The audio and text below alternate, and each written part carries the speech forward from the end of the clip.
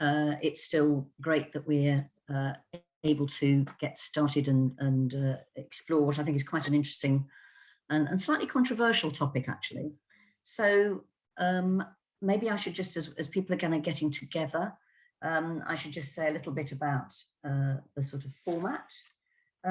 We are recording this, as it says here, so please be aware of that. And we will follow up with any of the resources that people refer to. Please, as always with Zoom, keep your microphone on mute. And if you can change your name to your name and your organisation, that's really helpful. Perhaps I should just say something very briefly about MPC. We are an organisation that has been working for 20 years now, and we very much do what it sort of says on the tin, which is we work both with the social sector, charities, the voluntary sector, and with philanthropists. And we're very committed to notions of trying to make the sector as impactful and effective as possible, and enabling philanthropists to invest effectively as well. So I can see people are starting to put their names and introducing themselves on the chat session, so that's really good. I've got some great speakers coming up, and we're going to do some, going to have lots of chance for people to also contribute.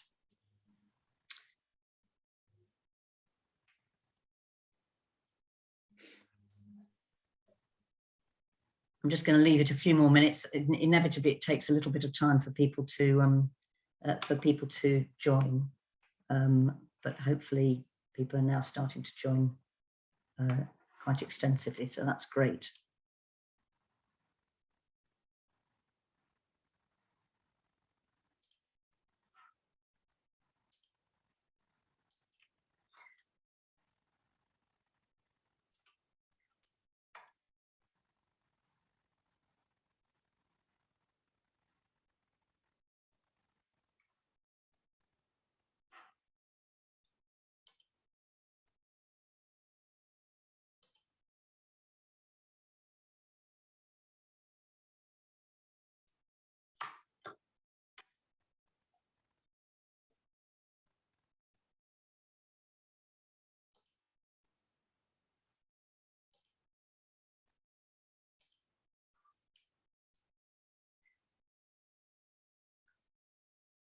Okay, I'm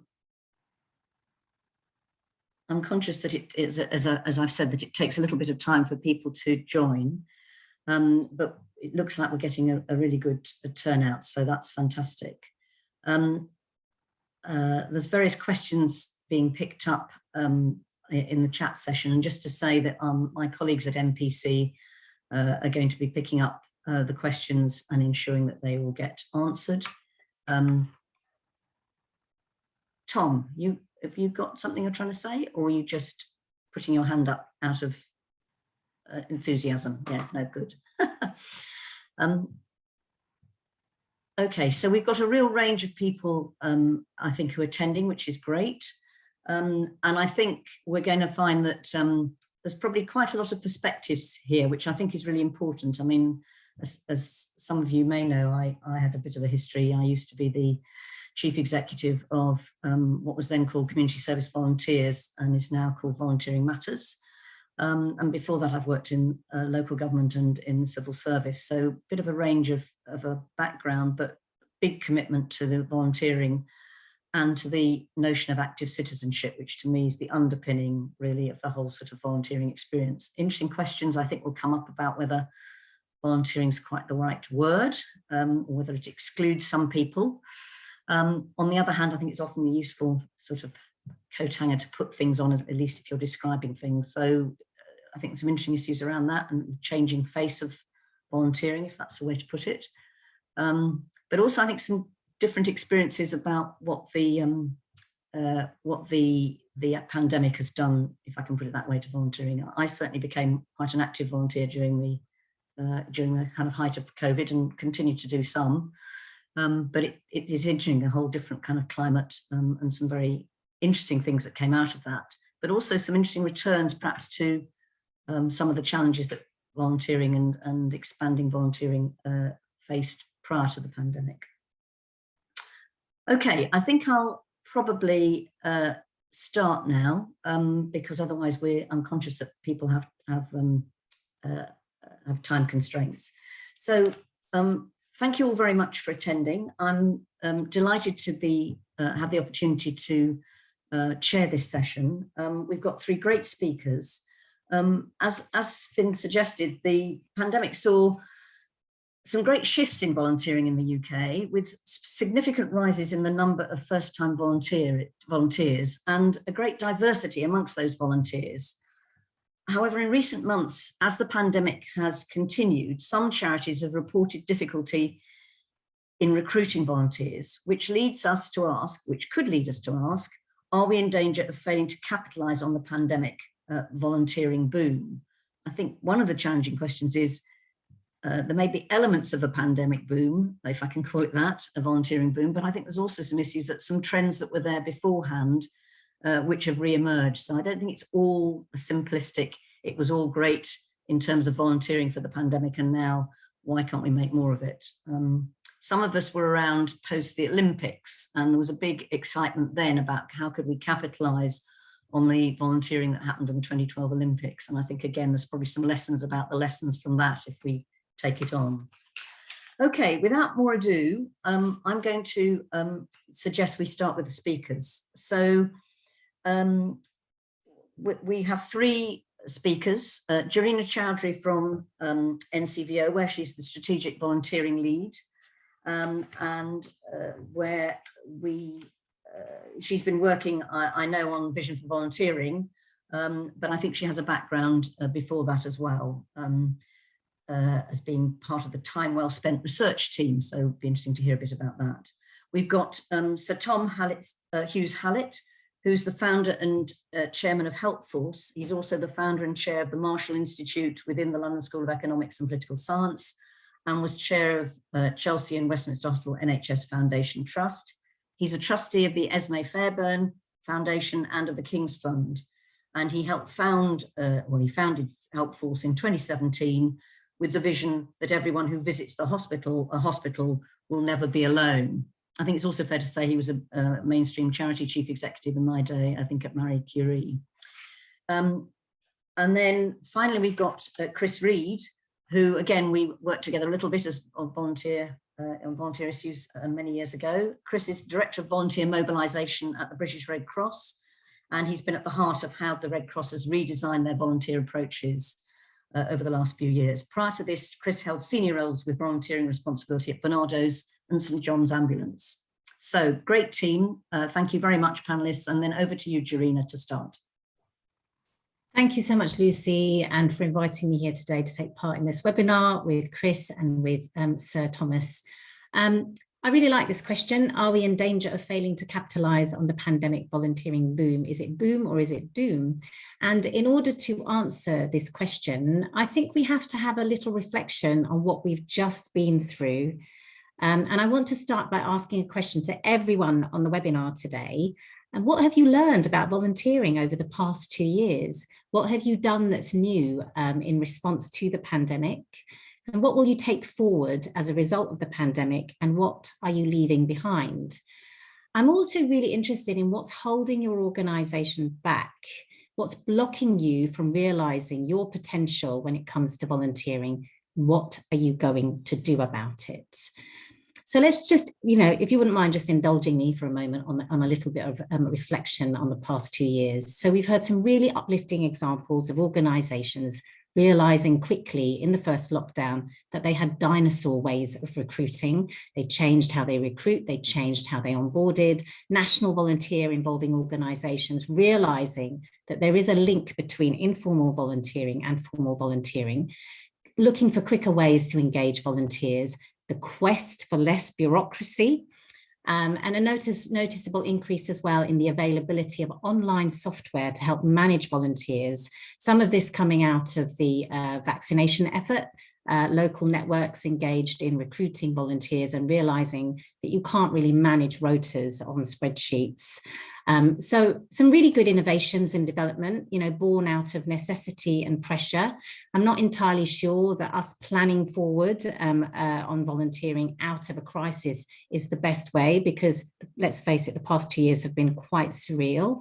But this does provide us with a really good springboard for planning the future. And I think probably one of the best things that we've had coming out of the pandemic is the fact that people are talking about volunteering so much more now than they were before the pandemic. So for me, this has really helped to put volunteering on the map. I also think it's worth us reflecting on the healthy habit of volunteering that we have in the UK. It's been pretty stable in the UK for the past 20 years, thanks to the government's Community Life Survey, which is carried out by DCMS. So in 2021, 16.3 million people volunteered formally, which is through a group, club or organisation, and 29.4 million volunteered informally. So quite a lot more volunteering informally. And we're attributing the uptake of informal volunteering to the pandemic, basically. People taking part in self-organising groups, mutual aid groups, groups that were operating outside of a formal structure. So that is really quite an exciting development. And I think that where we need to look is this space of informal volunteering and how we can capitalise on that without stifling it with bureaucracy, without kind of leading it in the way that we perhaps want to lead it or policy agendas want to lead it. One of the other things, of course, we have challenges we have with formal volunteering is that it's exclusive. It's not available to everyone. So what are we going to do about that? For me, answering this question around, are we capitalising enough, also comes on, well, are we really seeking out the real opportunities here, or are we just kind of dancing around the edges with part of the problem and not really looking at the crux of the problem?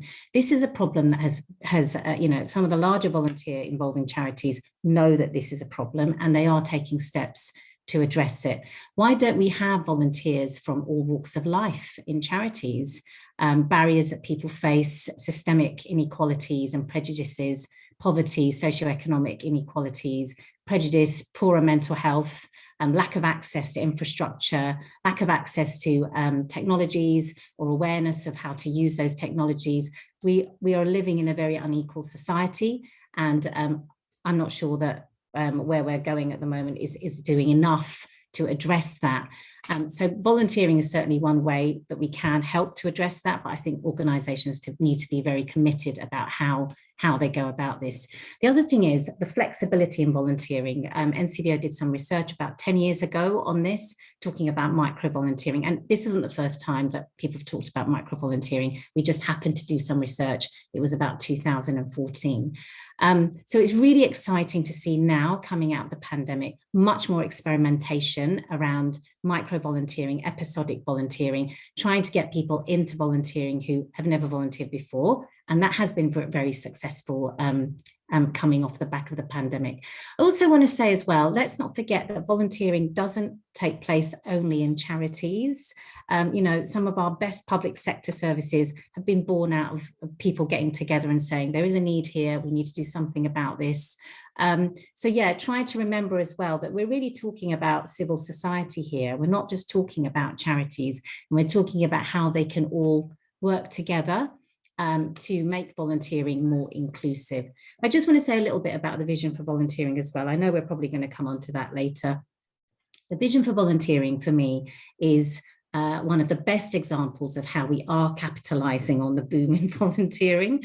Well, certainly capitalising on the raised awareness and interest in people wanting to talk about volunteering and curiosity around it. So a group of organisations, Volunteering Matters, Association of Volunteer Managers, NCVO and NAVCA got together in June last year, and they had been talking about the consequences of the pandemic and how to take this, what to take forward coming out of the pandemic when that day would come. And I'm very happy to say as well, Sport England joined the partnership not long after. And since then, we've held a range of workshops. We've held 14 workshops. We've heard from 350 sector representatives across a range of themes, really far-reaching discussions. We did all of this before Christmas. We're now in a phase where we are, we've had one-to-one interviews with some sector representatives in the last month. And we are now in the process of writing the first iteration of the vision and what this vision will be in terms of where we need to take volunteering for the next 10 years.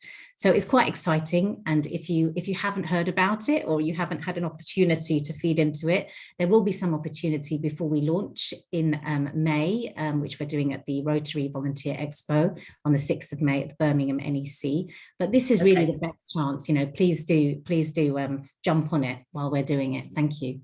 Great, Jarina. Okay, we'll put the details in the follow-up. That's great. And just to say to people as we go through, do feel you can ask questions. They'll be picked up and they'll come back for the discussion later on.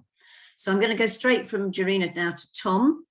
And maybe you'd like to tell us about Helpforce and your views on these rather tricky questions.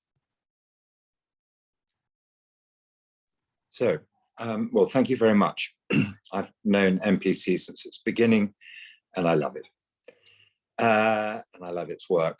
So, I'm going to try and focus on the question, and in particular on the capitalisation rather than the volunteering, if I can put it that way.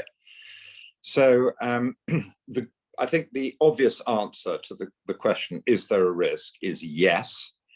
Are there people doing something about it? The answer to that is also yes. So, there is stuff going on. I've just come from a meeting with the chief nurse for England, and she and I have pulled together a task force of people to really think through how we can make sure that we don't fail the exam question that NPC has set so well this afternoon. I'm just going to make a few bullet points. As a country, as a United Kingdom, we have an unfortunate recent history of over-recruiting volunteers, rather than what we ought to be doing, which is thinking about how we can best use volunteers and how we can create roles for volunteers that fit their needs. Janina was talking about the wide range of volunteers, and I've been involved in training young Muslim women to do health checks outside rugby matches in the west of London to pick up diabetes from rather drunk middle-aged men attending rugby matches.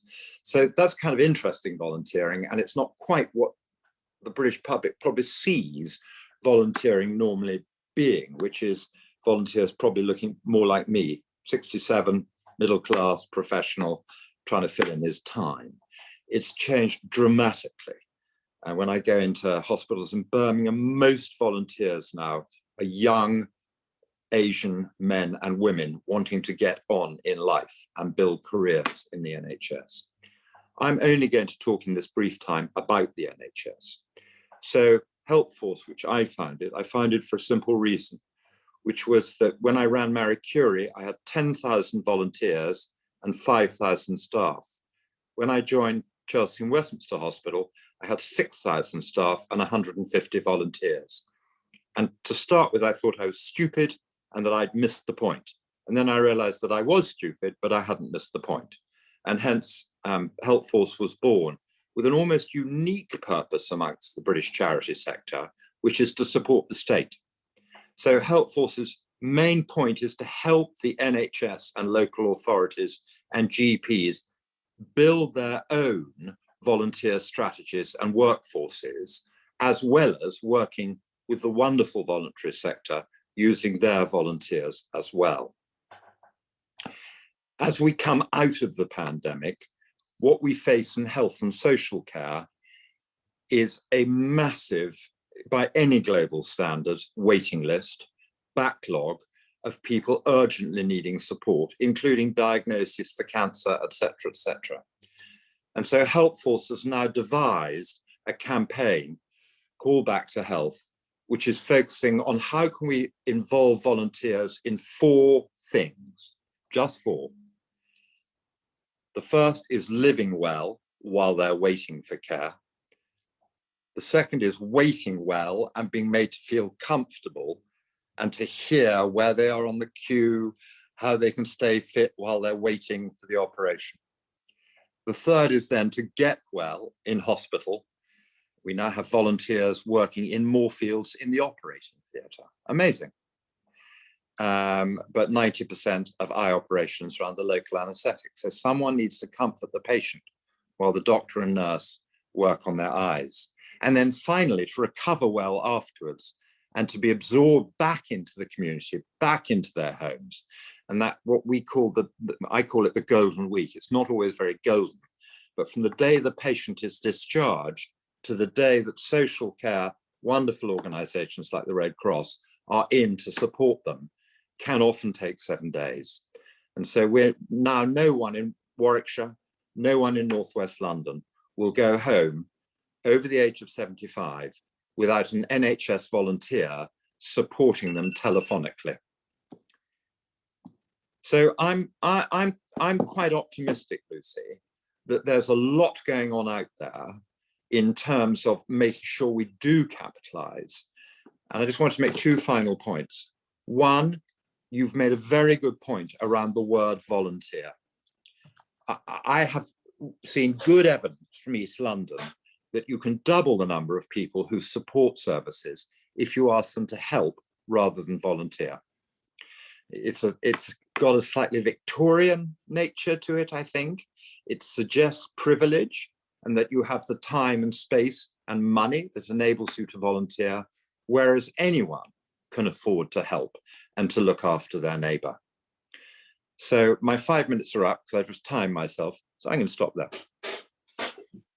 Brilliant, Tom. I think that's carried on the debate. Really, really, really interesting. I think we're going to have lots to discuss. I'm going to go straight on to Chris now, and you're going to talk to us a bit about your views and experience. Thanks, Lucy. And I'm going to buck the trend and just share a few slides as I'm talking. So hopefully you can now see that. Fantastic. So yes, to use Tom's words, the exam question. A genuinely really interesting one, and I think going back to what you were saying earlier, Lucy, actually a question that if you take out the pandemic bit, actually I think is something that we were actually grappling with even before the pandemic, and actually maybe it's a boom, maybe it's not, and that'll be an interesting debate to come to during the Q&A. So I think that my answer is maybe. Because I think, as Tom's already mentioned, actually there's a lot of work going on, which may very well mean that we do capitalise. But actually some of these trends in volunteering are things that we were worried about, and I was worried about at the British Red Cross long before COVID came about. We'd seen sort of levels of volunteering being reported back in 2016 from the Office of National Statistics showing that they were going down. Similarly, as Jarina mentioned, in terms of Community Life Survey, levels of volunteering were going down. But a lot of that very much in that kind of that formal, regular sort of volunteering space. I was quite surprised Jarina didn't mention this, so I've stolen some of the fantastic work that NCVO have done in terms of time well spent. And we were seeing, again, 2019, pre-COVID, that people that hadn't volunteered before were wanting to do volunteering in ways that wasn't the regular formal stuff. It was things that they could dip into, dip out of, one-off activity. And indeed our own research from within the British Red Cross a year before beautifully summed up, I think, in this single post-it note, people didn't want volunteering to feel like a job. Very much kind of picking up, I think, on Tom's point. People wanted to help out, they wanted to get involved, they wanted to support a cause, but not necessarily in that formal, structured way. I think what COVID's done is really shone a light on that. And we've seen this within British Red Cross. We've seen it outside of our organisation with schemes like the NHS Responder Programme, and the volume of people wanting to get involved in more of the informal volunteering rose dramatically because of COVID. Data again from the Community Life Survey talks about that, and Jarina mentioned the numbers, but I mean, even just in British Red Cross, You can see there the red line, our volunteering numbers in terms of our regular formal volunteers, pretty much flatlining, gradual decline. But when COVID hits, our informal volunteers, largely our community reserve volunteers, numbers swelled from 8,000 pre-COVID to 93,000 at its peak. Not quite the same sort of level as NHS responders, but as a government-backed scheme, actually they closed recruitment when it reached the 750,000 mark. And the challenge, I think, again, as Tom's picked out, is actually making sure that we can find something meaningful for those people to be able to actually do. And also recognising that while things in a crisis situation are sometimes slightly different in terms of the reasons people step forward, and they may step away again after a crisis. Actually, if we can't make it easy for people to do things, then they will do it themselves, as indeed they did. We saw a huge increase in community level volunteering, mutual aid groups. There probably wasn't a street or a tower block in the country that didn't have some form of social media group helping to ensure that communities were supporting themselves effectively during the course of COVID.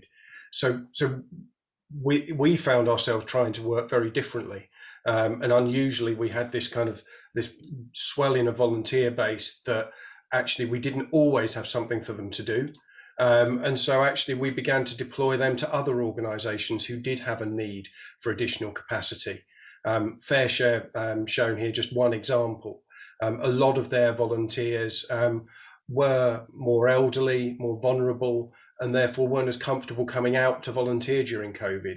And so almost overnight, they lost a significant percentage of their volunteer workforce. And so we were able to support them, deploying volunteers to them, and very much making use of an initiative called the Voluntary and Community Sector Emergencies Partnership that was established after the Grenfell Tower fire, so that national and local organisations were able to work together effectively to get that help into communities where it was most needed. So for me, I think that, as I say, we may be at risk of not capitalising on the boom, but actually it's about how we change the image of volunteering and ensure that it's relevant. So while kind of recognising that actually we've all got long histories in the volunteering space, actually to kind of continue to promote volunteering in that way isn't necessarily the way that people want to engage in it. And we need to be far more modern in our approaches. And ultimately, I come back to this post-it every time and make it feel less like a job, in order to make sure we do capitalise on the boom. Great, Chris. That was fantastic and very nice to share some of the work of other colleagues on the panel. So a number of very interesting questions coming up. I think the first one is an interesting national-local one, and I also would like to throw it in. Is my feeling is, and I may have got this wrong, Chris, that the Red Cross went through quite a heart search after Grenfell, thinking about what it meant to be a national volunteering a national organisation with volunteers, but not having specific routes in particular communities going through major crisis. So the question is, over-recruiting is a national issue, not a local one. Local small organisations only recruit for a known demand. How can large national organisations adapt to do the same, rather than recruit volunteers and then try to find something for them to do? And I should say, actually, and piss people off in a technical term there. Yeah. And I think that is not irrelevant, because I mean, a number of us, I think, felt very frustrated. I'm going to start with you, Chris, and then I'm going to go to Tom on that one. No, I think it's a really good point, and I think that as you highlighted, and I mentioned when I was speaking, you're absolutely right, we did a lot of soul searching following Grenfell, and actually what we learned there was that actually it was when we worked together with local organisations, then that was when kind of the voluntary sector, if you like, was at its best. Because there were a huge number of, in particular, faith groups, not exclusively, but they knew the community. We didn't. Yes, we had some volunteers that were based in that community, but it was those local groups that had that community knowledge and intelligence. What they didn't have was the experience of responding to disasters and emergencies. And actually what we were able to do by working together with them was bring in our skills and expertise, but actually ensure that their local knowledge was what was driving how things we responded in that space. And that was very much kind of then the genesis of the Voluntary and Community Sector Emergencies Partnership, which the NCVO were on alongside other colleagues from local volunteering infrastructure and other national organisations. And through that, then throughout COVID, actually, again, it was that complementary effort in a place where national support was needed. We were able to get it in there, but equally where local communities were able to support themselves, actually there weren't then national organisations coming in and stepping on toes.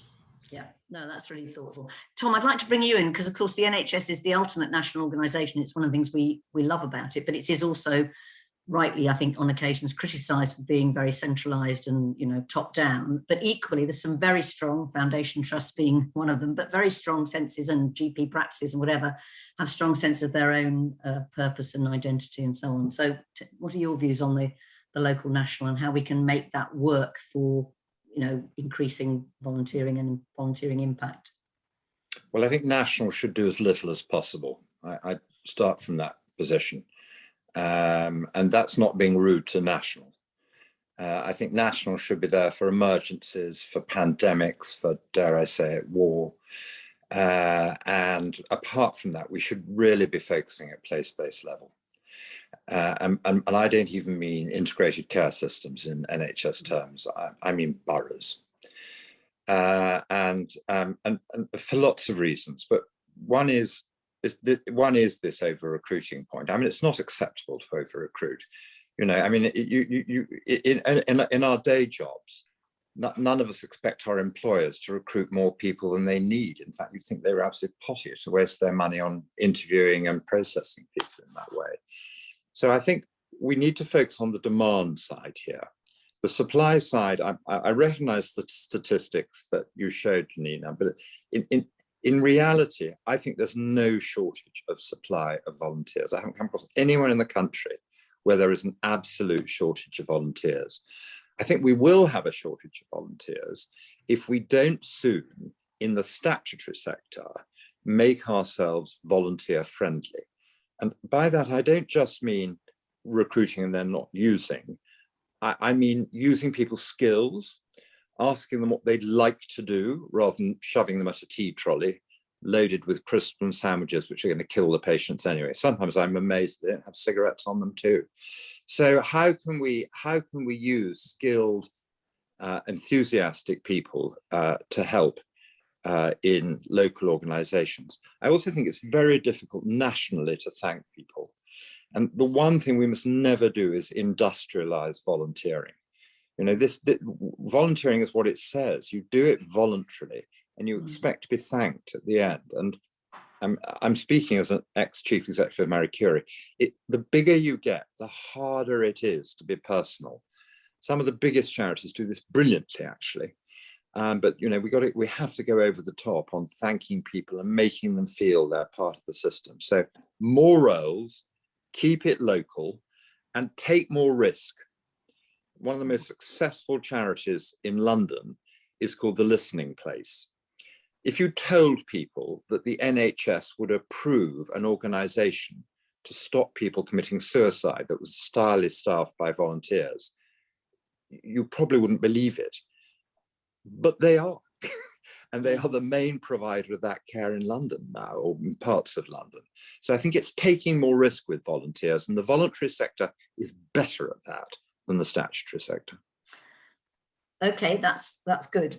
So Jarina, I've got a question that kind of takes us on, I think, from Tom's point, which I'd like you to start with, which is, can you address why the value of infrastructure is never addressed? More specifically, investment in infrastructure.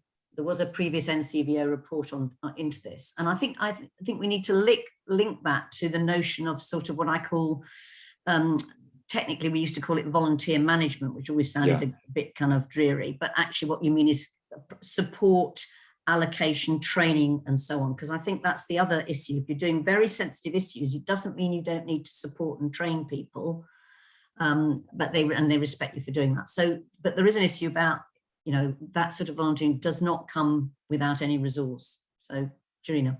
No, absolutely. And we do spend a lot of time talking to government around the fact that volunteering may be unpaid, but it is not free. And we try to put this argument across in as many different ways as possible, without making it sound like, you know, a kind of misery story. We talk about all the positive work that local networks and local infrastructure are doing around supporting volunteering locally and making that happen. We told some great stories throughout the pandemic about local infrastructure and the way in which they were linking in with the national effort as well. And we've been doing that for a long time. Perhaps we need to be a bit more imaginative about how we do it.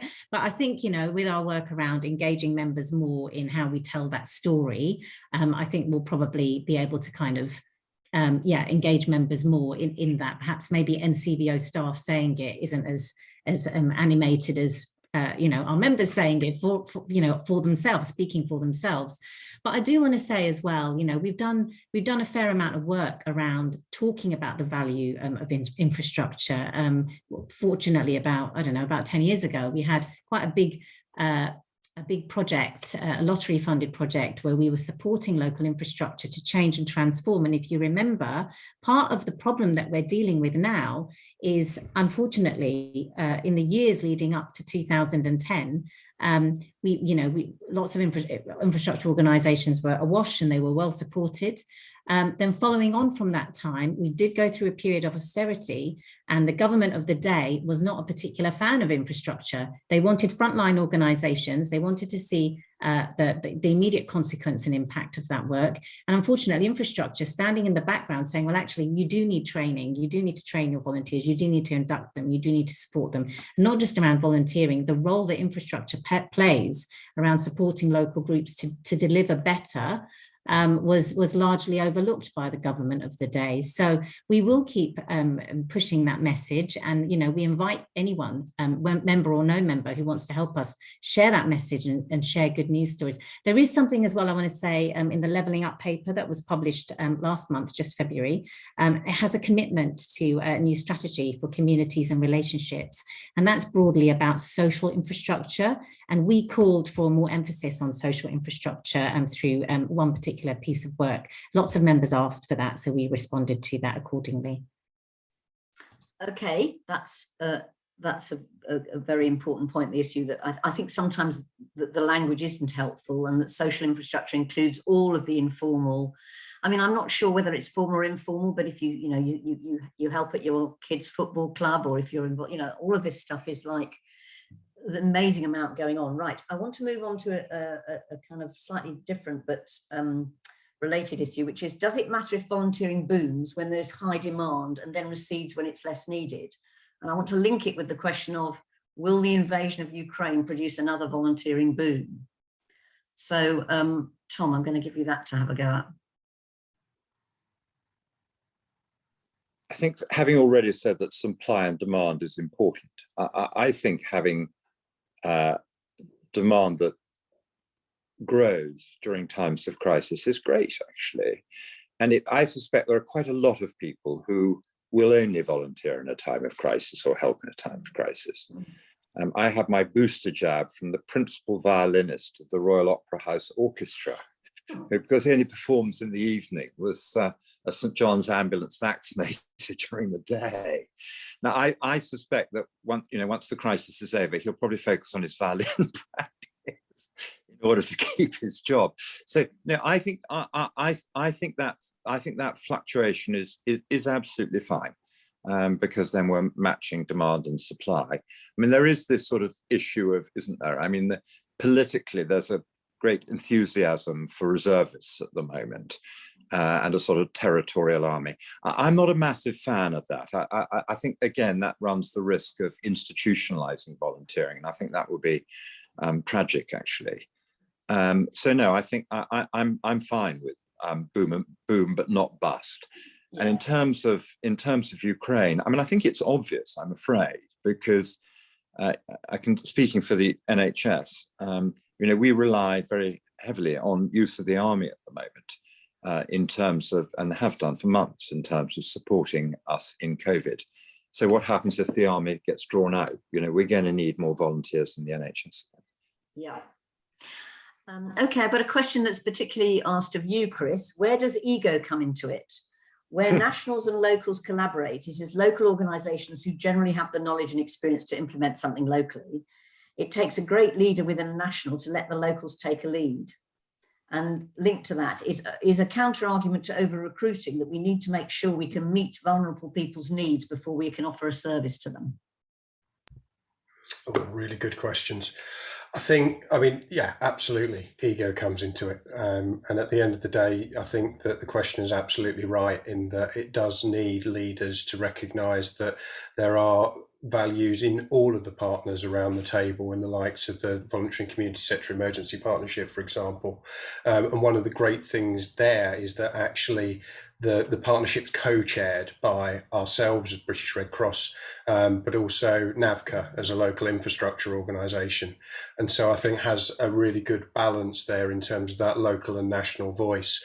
And as I mentioned earlier, a whole range of partners within the partnership as well from those different perspectives. So there's an element of making sure that how you set these things up is designed to kind of flourish.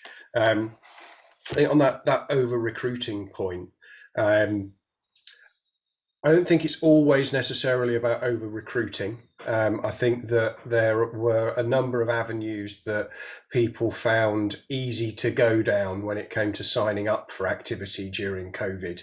And the easier the route, the more numbers that quite often get involved. But I think there's a balance to be struck, because actually from our point of view, we need a pool of emergency response volunteers all of the time, and we don't know where the next emergency is going to come from. During 2020, we were responding to at least one additional emergency to COVID every day, be that a house fire or a flooding or something like that. So those kinds of things always happen. It's unpredictable in terms of where. So I think I'm very much with Tom in that actually having levels of volunteering rise and fall based upon that need, absolutely fine. And I think we also have to recognise how unique the circumstances were with COVID. And actually the last time there was a global pandemic was 1918. And so a lot of the learning has probably been forgotten from then. And again, very different circumstances. But so I think it's important that, yes, we look at COVID, but we don't necessarily base, and that's what Jarina was saying, all of our forward view on everything as a result of what we've seen over the past 18 months. Yeah. Look, I've still got quite a few questions, so I'm going to ask people now to be quite short and sharp in their responses, because I'd like to cover a few of them. Some of them are very interesting. So there's one, I'm going to start with you, Jarina, or maybe ask you to start, which is one of the big lessons during COVID was that where there was a will to support volunteering and volunteering organisations. So it was possible to reduce bureaucracy and free up funding. And I think lots of communications and collaboration happened really well. How do we make sure that the levels of bureaucracy don't roll back and the hoops for funding don't get put back? The emergency response has to be built into business as usual moving forward. And that probably is true about a whole number of things, communications, digital, and all the rest of it. Views on that, Jarina? Yeah, I think definitely the as I said in the beginning, the quest for less bureaucracy, is something that we're all pursuing.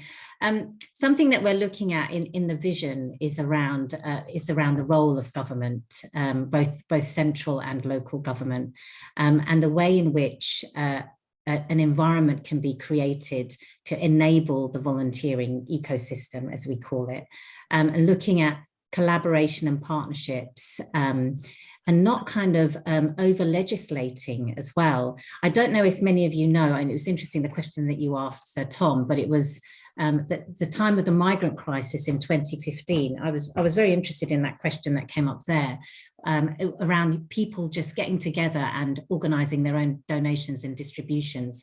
And there were lots of small, also self-organising groups mushrooming at the time. And there was a question of, well, how do you get access? How do you resource these small groups? And an organisation called the Prism Fund allowed them, registered with the Charity Commission and allowed all of these small groups to kind of access support through the PRISM fund and access donations. So I think we need solutions like that. We need innovations like that, not just in times of crisis, but not every small community group wants to be a registered charity, for example. And with that comes so much red tape and bureaucracy. It can be stifling for them. So yeah, solutions that are more focused on supporting organisations to get on and deliver. Yeah, okay, and focusing on the organisation's objectives in the community and with the people that they're trying to serve. Okay, I've got sort of a number of slightly different ones around the sort of role of of volunteers with professions and of professionals volunteering. So in the legal profession, there's quite an emphasis on the moral imperative of volunteering. And pro bono, isn't it? Giving back to society and using your professional skills to benefit those that might not otherwise be able to afford legal help. Do you think this is a good way to encourage volunteering? What's your view? But I want to then link that to the next one, which is in the care and criminal justice systems, the class divide, chasm between trustees and beneficiaries is so vast. What is being done to recognise this, and how can we value the most underprivileged volunteers? So I think that's an interesting question, isn't it? And links presumably to like mentors and a lot of community organisations trying to work with kind of young people at risk in terms of crime. Chris, do you want to have a shot at that? Yeah, absolutely. I think that, I mean, this is more around kind of the boards themselves, I think, in terms of the sort of the trustee beneficiary stuff. But one of the things that we've made a real conscious effort to do at the British Red Cross is ensure that when we've got governance groups or we're trying to make decisions around sort of significant pieces of work, that we've got people with lived experience involved in that. And I think that's something for me that a lot of organisations can look at in terms of, well, have they got people with that lived experience in their governance groups, on their boards, so that actually that chasm, if you like, in terms of how the question described it, can be bridged. Because actually, yes, the trustee bodies have a particular role in terms of the protection and the guardianship of the charity or the organisation and kind of handing it over to the next generation, if you like. But actually, they also have a role to make sure that it's delivering effectively against its mission. And having that lived experience around the table can be really, really beneficial, and I would say absolutely crucial in order to make sure those organisations are effectively run. Yeah. And I think interesting question about sometimes it's good to have people as trustees, and having younger and a wider range of trustees is a priority anyway. But I think also sometimes it's not necessarily that people want to be a trustee, but they want to be heard. And the question is, how do you ensure that you hear and that you genuinely hear, not just have some sort of, which takes me to the next question, which I'm going to throw around a bit, which is, if the term volunteer is becoming less appealing, can you suggest an alternative? I work for a medium-sized charity who are struggling to recruit younger people, 18 to 40, and wonder if it's to do with the perception of volunteering. And then there's another subset, which are different but related. Is there a risk of treating volunteers as commodities to be shuffled between organisations? Okay, so I'm going to start. I'm going to start with you, Jarina, on that one, because I imagine it's the issue of the voice of what I would say both volunteers being heard and people thinking that they're going to be respected if they're going to get involved, and how you turn that into informal but organised volunteering. I think you have to focus it on the activity, maybe not talk about, not get hung up on terminology, volunteering, social action. You're being a good citizen, you're being a good human being by helping out. And lots of community groups, Black and ethnic minority community groups, don't consider themselves to be volunteer, but they're doing loads of things locally. And yeah, community participation, getting involved, helping out, doing things like that.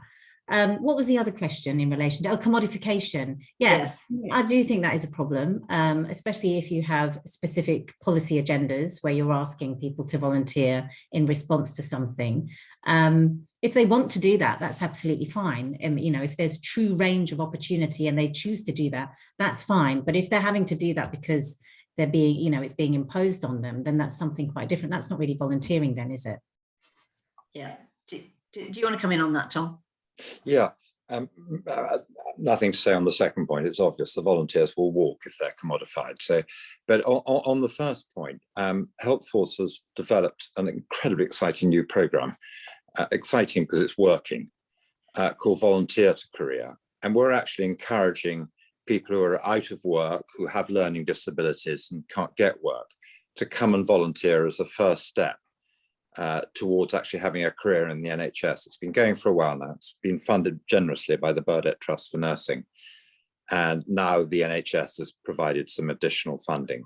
But again, it kind of values the volunteer. It gives them another reason for wanting to volunteer. And of course, with 1 in 4 of us now receiving mental health care, one of the big problems, if you're out of work, you're more likely to be needing mental health care. So it also reduces pressures on the state and provides them with a workforce they urgently need. I think that's really interesting, Tom. I mean, that part of the whole debate is, I was a bit involved in fringes of the NHS until quite recently. Part of the debate is, for instance, the whole kind of issues about patient voice, lived experience within as actually being part of a more effective kind of getting well approach within actual medicine itself, and a recognition of that, both in mental health, but more widely. I think there is an interesting question which links back to kind of both the issue of professional volunteering, formal volunteering, and kind of how we engage people and respect, in a sense, their contribution as Jarina rather nicely puts it, as just as human beings in all of this. And how much that means that actually some of the professionals need to change. And I think that sometimes we talk about the volunteers and how do we organize volunteering, and and how do we make it more effective and more accessible. But that might be because the organizations themselves, and I think Chris touched on it a little bit about the Red Cross, but yeah, and certainly statutory organizations and professions. It's interesting. I've got a question here, and then I'll do a final one after this. But I'm just going to do this question from Reach Volunteering, which says, "Is it true that fewer?" Oh, I've now gone and lost the question. Is it true that I've lost the question, folks. Sorry about that. It was about. No, I've got it back again.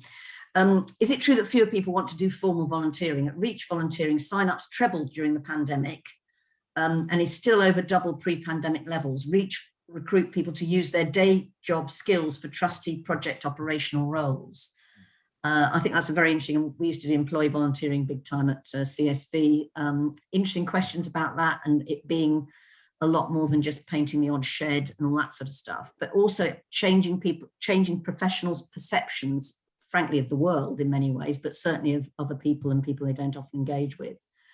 Could I say something rather controversial? Please, yeah. So, and I hope Marie Curie will forgive me. I think I'm still a life vice president. When my friends asked me if they could volunteer in their village for Marie Curie, I often discouraged them from doing so. And this comes back to the professionalization point, because a Marie Curie volunteer couldn't boil an egg, they couldn't toilet a patient, nor if the patient had a headache, could they go to their medicine cupboard and get out an aspirin. But a neighbor can.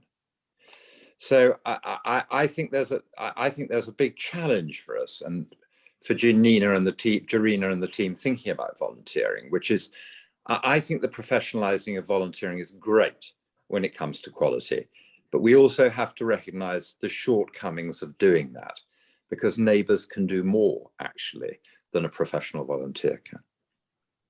Yeah, exactly. And part of what we might be talking about, longer conversation, is how do you empower neighbours to be, in a sense, supported as, quote, formal volunteers. And I think we did a lot of work with that when I was at CSV with children, volunteers supporting children on the Child Protection Register. So there are intense ways you can do it, but it needs quite a lot of thought. I think that's very good. Right, I'm going to do my final roundup for all three of you. It's such a good question. And I just guess what I'll probably answer it to. What's the most rewarding volunteering you've taken part in? What made it great? Chris? At risk of causing problems for my colleagues, I was actually like the violinist that Tom talked about. I signed up as a vaccinator and ended up volunteering with St John Ambulance, who I used to work for, interestingly. During the course of the pandemic, we went into partnership with them as Red Cross and recruited a number of vaccination volunteers. So I thought I would go through our own recruitment process and get my hands dirty. And that has been genuinely inspiring over the past 18 months or so. Brilliant. Jarina. I volunteered to recruit volunteers, young volunteers, to go on the International Citizenship Service for voluntary service overseas. It was wonderful to support young people and to know that they had no idea what was going to happen to them when they ended up somewhere in Burkina Faso or somewhere. And I never met them again. I would go down to Kingston, where VSO's head office used to be or still is, and I would meet these young people on these very intensive assessment days, and just to have a little snapshot of their life and to spend some time with them and find out about their motivations. Why do they want to go to these far-flung places? Yeah, it was really, really special. But yeah, I never ever saw them again. So it was just a very brief encounter. Brilliant. Tom. Talking to an elderly lady on behalf of Age UK, Kensington and Chelsea, through lockdown, with whom I was the only human contact.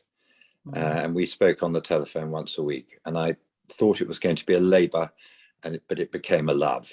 She was in her 80s, fascinating immigrant from Europe, had a much more interesting life than me. And I absolutely love talking to her, and I miss her actually, because I've stopped doing it. Yeah. Okay. Well, I mean, I'm trying to think, but the one I think, bizarrely, I actually thought that I volunteered through the local GP Federation, just supporting vaccinating, wiping chairs, which is what we did obsessively at the beginning. And there was one particular day, it was quite early on, it was when the weather was absolutely terrible, and people, it was largely the first round of vaccinating, and the weather was absolutely appalling, and people were queuing outside, and it felt terrible because it was really crowded in the clinic. You had no choice. Anyway, and then this woman came in and in a wheelchair, and it turned out it was her birthday, so everybody burst into happy birthday. And it was just great.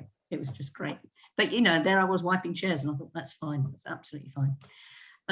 It felt relevant. So listen, we could have gone on and on. I mean, I do think we've raised some very interesting questions, and some themes have come out of this, which I'm sure in all other conversations people may have had before, Jarina. But I do think it shows that I think that people are keen to capitalise, is maybe to try and what can we learn, and how can we embed that learning so that we are much more vibrant and effective around volunteering in the future.